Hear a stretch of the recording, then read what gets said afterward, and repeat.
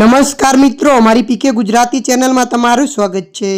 મોરબી તાલુકાના ખારેચિયા ગામ નજીક આજે વહેલી સવારે ગમખ્વાર અકસ્માત સર્જાયો હતો, જેમાં એસટી બસ ઊભી હતી, જેની પાછળ પૂર ઝડપે આવતી કાર ઘૂસી જતા ગુજરાતની તીર્થયાત્રાએ આવેલા આંધ્રપ્રદેશના રહેવાસી પૌડ અને વૃદ્ધના કરુણ મોત થયા હતા, તો કારમાં સવાર 3 વ્યક્તિને ઈજા પહોંચતા મોરબી અને રાજકોટ સારવાર માટે ખસેડવામાં આવ્યા હતા, જ્યારે કારમાં સવાર સગીર વયના બાળકનો આબાદ બચાવ થયો હતો, જે અકસ્માત સીસીટીવી કેમેરામાં પણ કેદ થયો હતો।